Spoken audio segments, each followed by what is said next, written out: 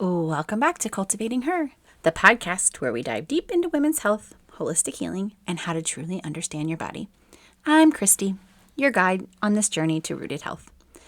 In today's episode, I am talking about perimenopause. All right? Maybe you are feeling off, like your body isn't responding the way it used to. Like it's a little off. Your period's unpredictable. Your body's unpredictable. Sleep feels impossible. Your mood swings are next level, and you're wondering, am I going effing crazy? Well, let me tell you, you're not crazy. You're just experiencing the grand transition known as perimenopause. And today we are unlocking the wisdom behind all of it. Okay, we're going to talk about what's happening in your body, how to recognize signs and symptoms before they throw you off track. And then I'm going to give you some holistic strategies to balance fluctuating estrogen and support your body through the transition. So grab your favorite beverage, take a giant breath, and let's dive in. Welcome to Cultivating Her, breaking taboos, balancing hormones, and redefining women's health. I'm your host, Christy Edgar, an integrative nutrition health coach and holistic lifestyle expert. Join me as we dive into the world of menstrual health, hormone balance, and the connection to women's wellness. Whether you're looking to decode your cycle, tackle PMS, or manage menopause, this show is your go-to to syncing your lifestyle with your hormonal rhythms. Through candid conversations, practical tips, and a few expert interviews, Cultivating Her empowers women to embrace their cycles and align their lifestyle to boost energy and thrive in every phase of life. Subscribe now and start flowing with confidence as we redefine what it means to be a woman with harmonious health. Hey friends, welcome back to the podcast. Today we are talking about perimenopause. What is it? What defines it? What is going on? And why, for the love of God, does it make us feel so awful? All right, so perimenopause is often called the menopausal transition. All right, and this is a phrase for what is leading up to menopause. A woman's body starts to shift hormonally, and it marks the end of our reproductive years. It typically begins in your 40s, but it can start earlier because of extenuating circumstances with some of the things that I'm going to talk to you about today. Menopause is defined as 12 consecutive months without a period. Okay? So what's happening? What is going on during this crazy time? That could be a decade, it could be 3 years, it could be 5 years, but they typically say about 10 years, which is insanity, right? That we don't talk about this more often. It takes up 10 years of our life, but we don't ever talk about it. All right. So it's characterized by fluctuating hormone levels, particularly estrogen and progesterone, which directly impact our cycle. Also impact our brain function, our metabolism, and our overall well-being. So, unlike puberty, where hormones are gradually increasing, perimenopause is like a roller coaster. Hormones are all over the place. Estrogen levels can spike unpredictably one month and then plummet the next. Some months you feel totally fine, and then the next your body feels completely foreign to you. Am I ringing any bells? All right, here's why. Estrogen isn't declining in a straight line. It's spiking and dropping unpredictably. So instead of a gradual decline, the levels swing wildly, sometimes higher than when we were in our 20s, and then sometimes dropping suddenly. It doesn't make for a real fun time. Now, progesterone is quietly declining in the background. Progesterone affects our mood, our sleep, and our ability to handle stress. Progesterone is also a precursor for GABA, which keeps us feeling calm. It also balances estrogen and supports brain function, digestion, sleep, and it's steadily decreasing as we go through perimenopause. This leads to symptoms like insomnia and anxiety and irregular cycles. We should be very, very sorry that we ever took this lovely hormone for granted. What else is happening? Our cortisol sensitivity is increasing. So our body becomes less resilient to stress, which can exacerbate perimenopause symptoms. Our metabolism is also shifting.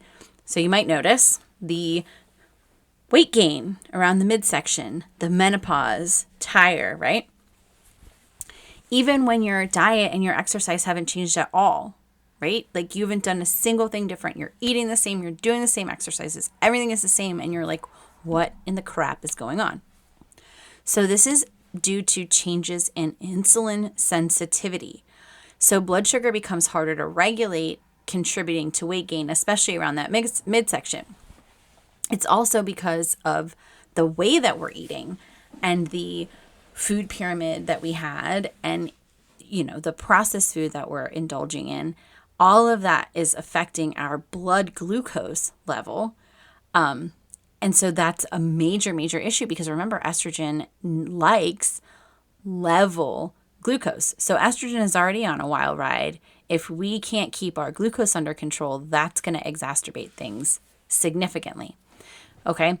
The other thing is our brains are rewiring themselves. So Lisa Mosconi, a neuroscientist that wrote the book, The XX Brain, she's shown that estrogen is crucial for cognitive function.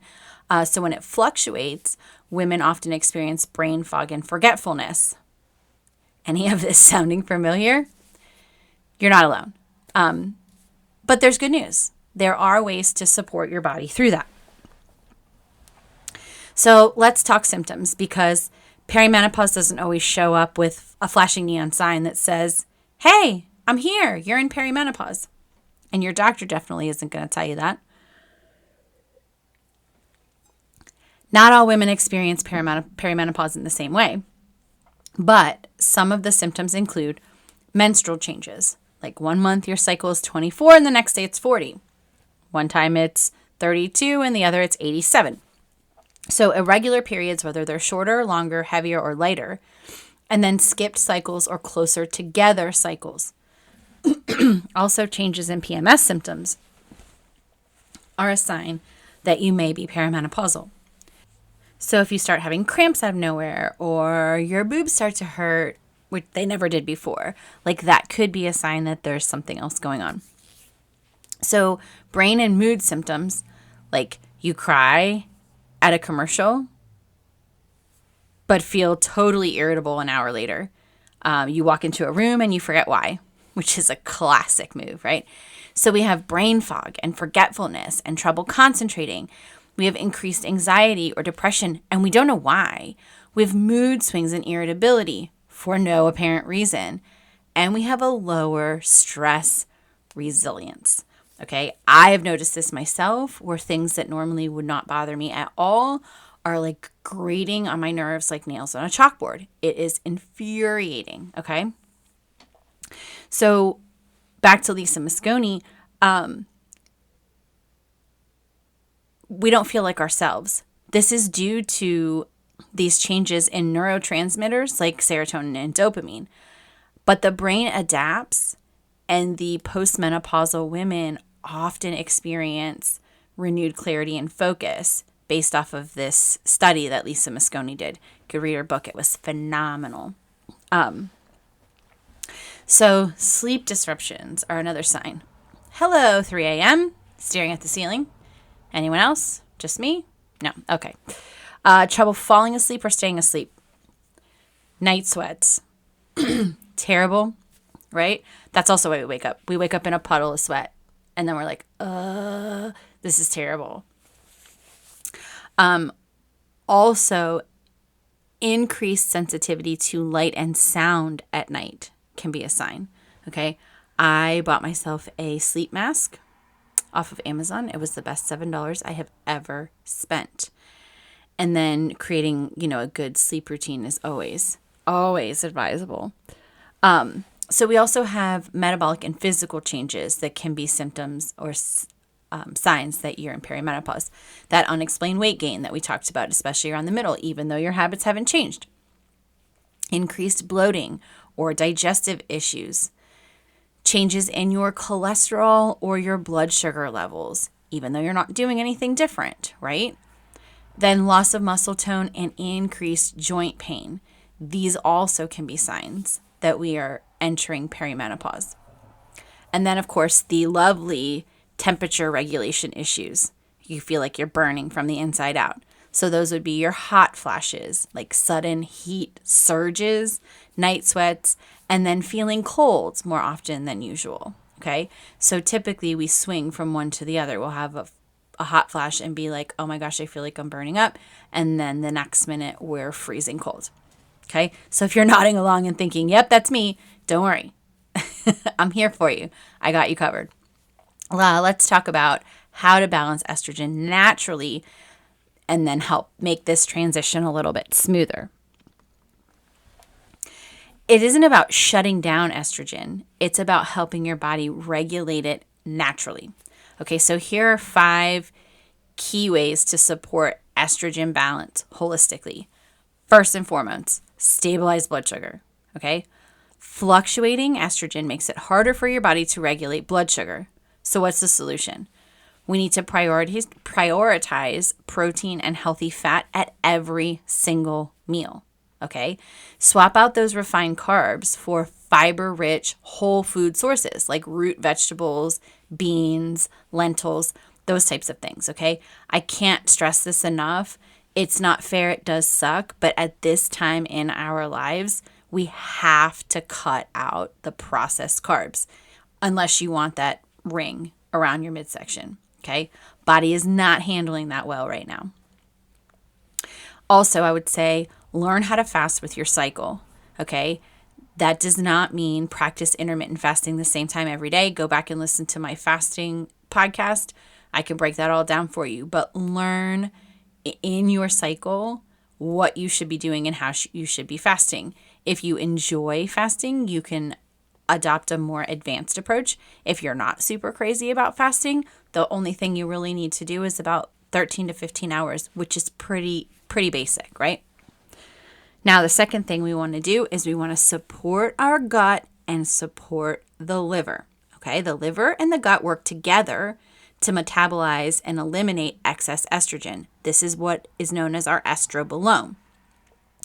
So if they are sluggish, the gut or the liver, and estrogen recirculates, this becomes an issue. This is also toxic estrogen is what causes cancer in our breasts and in our cervix. Okay, so eat cruciferous vegetables like broccoli and Brussels sprouts because they contain sulforaphane, which helps detoxify that estrogen.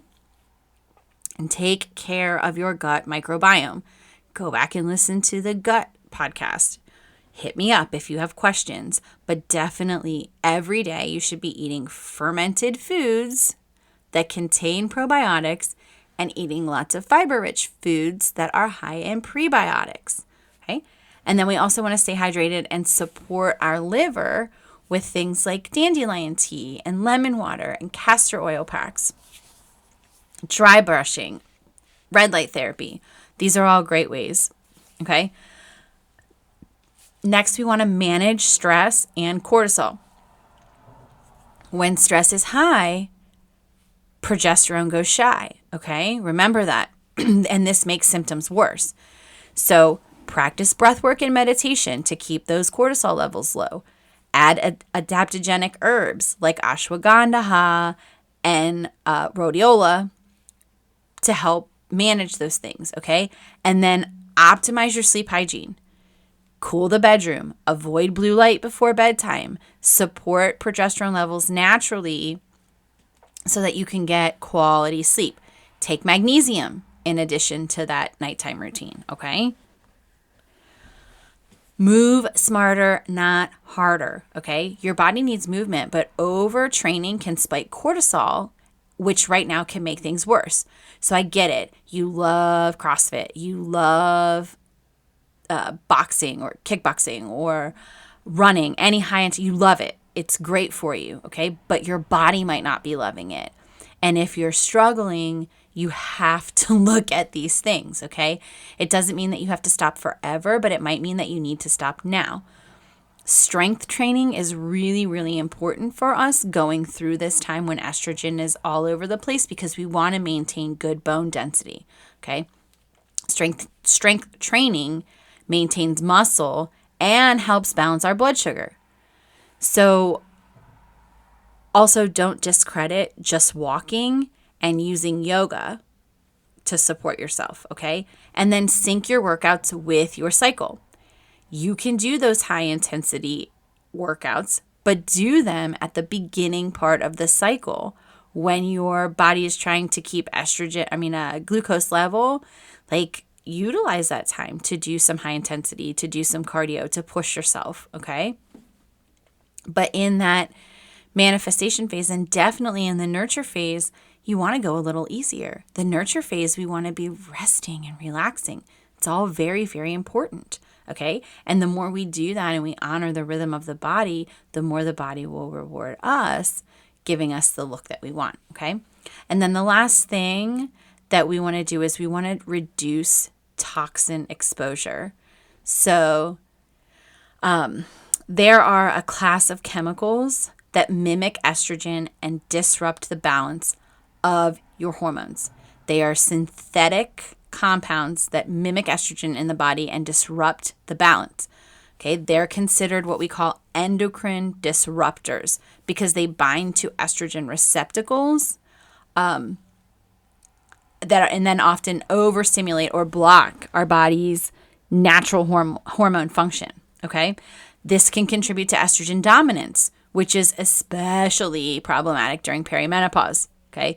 You do not want to have any sort of estrogen issue going into perimenopause or it's going to be worse. So where do we find these, the xenoestrogens, okay? Our personal care products, okay? These types of chemicals are found in parabens, phthalates, and synthetic fragrances that are in all of our lotions, our shampoos, and our deodorants, okay? Plastics, any kind of plastic, and plastic food containers. So BPA, BPS, and other chemicals leach from the plastic bottles and the food packaging into the food, and then you are consuming them. Okay. And remember, when the body faces a toxin, it has to eliminate it. It can't hold on to it. So what's it going to do? Either your body is healthy enough to push it out, or it will store it as fat. Okay. This is what happens. Pesticides and herbicides are also, so glyphosate and other agricultural chemicals act as hormone disruptors in the body. Our household cleaners and air fresheners, okay? Many synthetic fragrances contain phthalates that mimic estrogen. So that includes candles and perfumes. So conventionally scented candles and perfumes almost always contain these synthetic chemicals. So, and then also we want to look at non-organic meat and dairy because those animals are treated with synthetic hormones that can pass through into the food, okay? Now, here's what happens. When we get those types of endocrine disruptors, they worsen PMS and menstrual irregularities. They increase breast tenderness and bloating. They put us at a higher risk for fibroids, endometriosis, and weight gain. Okay, they contribute to mood swings, anxiety, and sleep disturbances, and they exacerbate hot flushes and night sweats. Okay, so what do? We want to switch to clean beauty and skincare products, right? Paraben and phthalate free. Use the Yucca app for that. I think it's fantastic. It gives you lots and lots of information. Use glass, stainless steel, or silicone for your food. Okay, use organic products and hormone-free meats whenever possible. Filter your drinking water to remove contaminants, especially if you live where I live in Northeast Ohio and there's farmland everywhere. You gotta filter the water, guys. Opt for fragrance-free or essential oil-based home products. They clean just as well. I promise you, my kids are sick less than a lot of other kids, and I don't use bleach, I don't use Lysol, I don't use Clorox, none of it. We use Thieves, that's it. Okay, and I use Norwex because I really like their products. Okay, and then of course we want to reduce processed food and avoid soy-based additives. So not organic soy. I want to be very clear when I say this. Okay, genetically modified soy can act as a phytoestrogen, and we need to avoid it. Okay, but non-GMO organic soy is actually quite good for us. Okay. But that's a whole other conversation for another day. So by minimizing these endocrine disruptors, you are supporting hormonal balance and easing the perimenopause transition naturally. Okay. So I want to reiterate, it's not something that we should fear or the beginning of the end. It is a powerful, perimenopause is a powerful recalibration phase where our body shifts towards a new stage of wisdom and resilience. So with the right tools and knowledge, women can transition into menopause feeling vibrant, strong, and in tune with their bodies. But we've got to stabilize that blood sugar. We've got to support gut and liver detoxification. We have to manage stress, and we have to move in alignment with our body so that we can thrive through the transition, not just survive. Okay? I know it's a lot. And I know it's frustrating to be going through this and to feel like you have to learn all of these things because we were never taught. Okay. But that's partially what I'm here for. So when you're listening and we're talking about these things, I'm talking to you and you're listening and you think of things that you want to ask. You think of topics that you want me to discuss. You feel frustrated and you just want to vent. Guys, know I'm here. Okay. I would love to have a conversation with you. And it's not about me picking up clients or having more. It's not about that. It's really, really about empowering you to understand what is going on in your body so that you can make decisions that help support a healthy lifestyle. Okay. So if you found this episode helpful, share it with a friend who needs it. And if you're looking for more resources, hit me up. Let me know what I can do. Let me know how I can help, and I would be more than happy to do so. Until then, be kind, my friends. Be well and cultivate good health. Thank you for joining me on this journey to educate and empower. I hope you found value in what you heard and will come back to listen again. Together, we're going to create a community of women empowered to transform their health. If you're excited to be part of this, please subscribe, leave a review, and share with the other women in your life who need health support tailored to that X chromosome. Until next time, be kind, be well, cultivate your health.